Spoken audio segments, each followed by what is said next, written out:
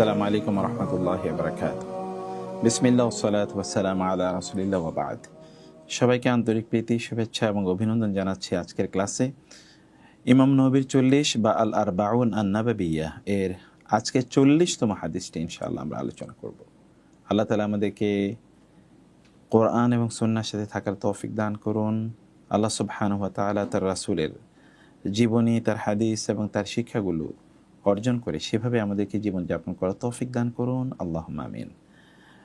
আজকে আমরা যেমনটি বলেছি হাদিস নাম্বার 40, আমরা হাদিসের তার টেক্সট জানবো, তার ব্যাখ্যা জানবো, তার শিক্ষা জানবো, ডিপার লুক ইনশাআল্লাহ নিয়ে আমরা আলোচনা করব এবং সেখানকার গুরুত্বপূর্ণ শব্দার্থগুলো আমরা বিস্তারিতভাবে জেনে নেওয়ার চেষ্টা করব। আল্লাহ তাআলা তৌফিক বাড়িয়ে দিন, আল্লাহুম্মা আমিন। রব্বি ইশরাহ লি সাদরি ওয়া ইয়াসসির লি আমরি ওয়াহলুল উকদাতাম মিন লিসানি ইয়াফকাহু কওলি। اللهم ثبتنا عند الموت بلا إله إلا الله. اللهم اجعلنا من القراء ومن العالمين ومن الذين يقرؤون القرآن ويتلونه آناء الليل وآناء النهر والذين يفهمون القرآن ويتدبرون فيه ويجعلونه في أعمالهم يا رب العالمين. আমরা তাইলে আমাদের হাদিসটির দিকে আমরা যাই।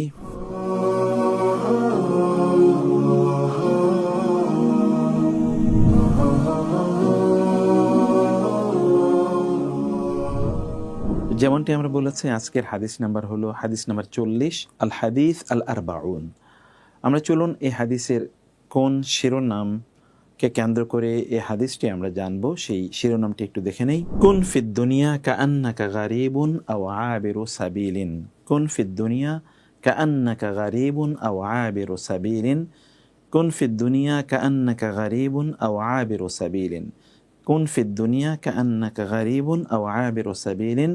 কুন ফিদ দুনিয়া কাআন্নাকা গারিবুন আও আবিরু সাবিলিন। আচ্ছা, আমরা এখানে কোন মানে হও, ফিদ দুনিয়া দুনিয়ার মধ্যে তুমি এমন হও, কাআন্নাকা যেন তুমি, কাআন্নাকা গারিবুন যেন তুমি একজন অপরিচিত লোক, কাআন্নাকা গারিবুন আনতা লা তা'রিফু আহাদান ওয়া লা ইয়া'রিফুকা আহাদুন। আপনি কারো কাছে পরিচিত সেভাবে নন, আবার লোকদেরও আপনি খুব বেশি চেনেন না, মানে এইরকম। এটা একটা ভিন্ন অনেকগুলো ব্যাখ্যা আছে, আমরা সেটা বলবো। গারিব মানে হচ্ছে someone who is a stranger and is not known to everyone, সবাইকে তাকে চেনে অথবা তিনি সবাইকে চেনেন, এইরকম না। অতএব গারিবুন এর মতো চলুন, আও অথবা আবিরু সাবিলিন পথিক, পথ অতিক্রমকারী, অথবা আবিরু সাবিলিন মানে হচ্ছে পথ অতিক্রমকারী, পথচারী, অথবা যদি আমরা বলি মুসাফির। আবির মানে হচ্ছে অতিক্রম করছেন, অতিক্রমকারী, অথবা someone who is just passing A road, যিনি কোনো একটা রাস্তা অতিক্রম করে যাচ্ছেন বা ক্রসিং এ রোড, এরকম। তো তারপরে সাবিল মানে তো আমরা জানি। তাহলে রাসূল সাল্লাল্লাহু বললেন কুন ফিদ দুনিয়া কাআন্নাকা গারিবুন আও আবিরু সাবিলিন। এটা হচ্ছে হাদিসের মূল টাইটেল এবং টাইটেলটা এর মধ্যে আপনারা নিশ্চয়ই মুখস্থ করে নিয়েছেন। এবার ইনশাআল্লাহ আমরা হাদিসের মূল টেক্সটের দিকে যাব। মূল টেক্সট হলো عن ابن عمر رضي الله تعالى عنهما قال أخذ رسول الله صلى الله عليه وسلم بمنكبي وقال كن في الدنيا كأنك غريب أو عابر سبيل.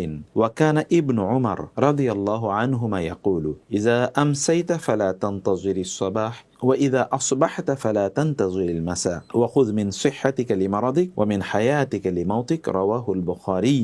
আমরা ইবনু উমর রাদিয়াল্লাহু তাআলা আনহুকে বর্ণনা করতে শুনি, তিনি বলেছেন কলা, তিনি বলেছেন আখাদা ধরলেন, রাসূলুল্লাহ সাল্লাল্লাহু আলাইহি ওয়াসাল্লাম, রাসূলুল্লাহ সাল্লাল্লাহু আলাইহি ওয়াসাল্লাম বিমানকিবাইয়া, বি মানে প্রতি, আর মানকিব ইজ শোল্ডার। রাসূলুল্লাহ সাল্লাম আমার দুই শোল্ডারে ধরলেন। হতে পারে রাসূলুল্লাহ সাল্লাম সামনে থেকে এরকম দুই শোল্ডারে ধরলেন, অথবা পেছন থেকে দুই শোল্ডারে ধরলেন, এবং ধরে তারপর রাসূলুল্লাহ সাল্লাল্লাহু আলাইহি ওয়াসাল্লাম তাকে কিছু উপদেশ প্রদান করবেন। এবং ওয়াকালা তিনি বললেন, রাসূলুল্লাহ সাল্লাম বললেন, কুন তুমি হও, ফিদ দুনিয়া দুনিয়ায় তুমি এমন হও যে কাআন্না কা যেন তুমি, গারিবুন গরিব অপরিচিত, আও অথবা আবিরু সাবিল তুমি হচ্ছ পথিক অথবা পথ অতিক্রমকারী বা মুসাফির। ঠিক আছে। ওয়াকানা ইবনু উমর, আর ইবনু ওমর রাদিয়াল্লাহু তাআলা আনহুমা ইয়াকুলু, তিনি সাধারণত বলতেন, কে? ইবনু ওমর রাদিয়াল্লাহু তাআলা আনহু।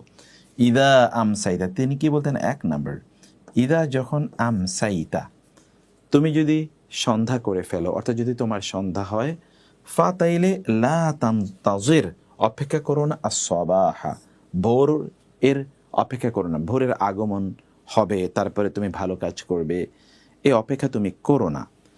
এবং দুই নাম্বার, ওয়াইদা আসবাহতা, আর যখন তোমার সকালবেলা হবে, তুমি সকালবেলা যখন ঘুম থেকে উঠবা অথবা সকালে যখন তুমি উপনীত হবা, তাহলে কি ফালা তানতাজিরিল মাসা, তাহলে তুমি সন্ধ্যার অপেক্ষা করো না।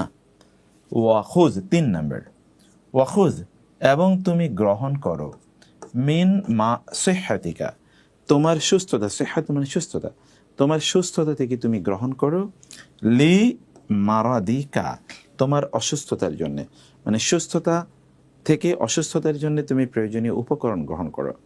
তুমি এখন সুস্থ, অথবা যখন অসুস্থ হবে তখন যেন তুমি সুস্থ থেকে যে কাজগুলো করতে পারলে না সেগুলো যেন তোমার উপর বোঝা না হয়ে যায় এবং তোমাকে যেন আফসোস না করতে হয়, আহা সুস্থ অবস্থায় যদি আমি কাজগুলো করে ফেলতাম, এটি। এবং তিনি বললেন ওয়ামিন হায়াতিকা, এবং তোমার জীবন থেকে তুমি গ্রহণ করো, লি মাউতিকা, তোমার মৃত্যুর জন্যে, জীবন থেকে তোমার মৃত্যুর জন্য তুমি উপকরণ গ্রহণ করো। হাদিসটি উল্লেখ করেছেন কে? রাহুল বুখারী, এবং বুখারী হাদিসটি উল্লেখ করেছেন। রাকমুল হাদিস, হাদিসের নাম্বার হলো 6416, 6416, 6416। এই হচ্ছে হাদিসটি। এই হাদিসের আমরা তো শব্দ শব্দ অনুবাদ জানলাম, আমরা এক নজরে এবার বাংলা চলুন হাদিসটির অনুবাদ দেখে নিই। আব্দুল্লাহ ইবনু উমর রাদিয়াল্লাহু তাআলা আনহু হতে বর্ণিত, তিনি বলেন রাসূলুল্লাহ সাল্লাল্লাহু আলাইহি ওয়াসাল্লাম আমার কাঁধে ধরে বললেন, দুনিয়াতে অপরিচিত অথবা ভ্রমণকারী মুসাফিরের মতো হয়ে যাও। ইবনে উমর রাদিয়াল্লাহু তাআলা আনহুমা বলতেন, সন্ধ্যাবেলায় উপনীত হলে সকালের অপেক্ষা করো না, আর সকালে উপনীত হলে সন্ধ্যাবেলার অপেক্ষা করো না। অসুস্থতার জন্যে সুস্থতাকে কাজে লাগাও, আর মৃত্যুর জন্যে জীবিত অবস্থা থেকে পাথেয় সংগ্রহ করে নাও। সহিহুল বুখারী, হাদিস নাম্বার 6116। এই হাদিসে আমরা বুঝতে পারলাম রাসূলুল্লাহ সাল্লাল্লাহু আলাইহি ওয়াসাল্লাম আমাদেরকে জানিয়েছেন আমরা যেন এই দুনিয়ায় অপরিচিত মানুষের মতো করে জীবন যাপন করি। তিনি আরও বলেছেন আমরা যেন পথিকের মতো করে জীবন যাপন করি। এগুলোর অর্থ কি, মর্মার্থ কি, সেটি আমরা বুঝবো। আর এই হাদিসের উপর ভিত্তি করে আব্দুল্লাহ ইবনে উমর রাদিয়াল্লাহু তাআলা আনহু তিনি যা ডিডাকশন করেছেন তা হলো, আপনি সকালবেলা আপনি এমনভাবে সকালবেলাটাকে কাটান যে আপনি সন্ধ্যা পর্যন্ত বেঁচে থাকবেন, এই প্রত্যাশায় আপনার ইবাদত বা আমলগুলোকে আপনি ডেফার করবেন না। আবার সন্ধ্যা যখন হবে তখন এমনভাবে আমল করুন যে আপনি সকাল পর্যন্ত বেঁচে থাকবেন, এই প্রত্যাশা করে কোনো আমলকে আপনি ডেফার করবেন না বা পিছিয়ে রাখবেন না। এবং তিনি বললেন যে আমরা যেন সুস্থ অবস্থায় আমল করি, কারণ অসুস্থ অবস্থায় তখন আমরা আফসোস করবো, যদি আমি এই আমলগুলো আগে করতাম।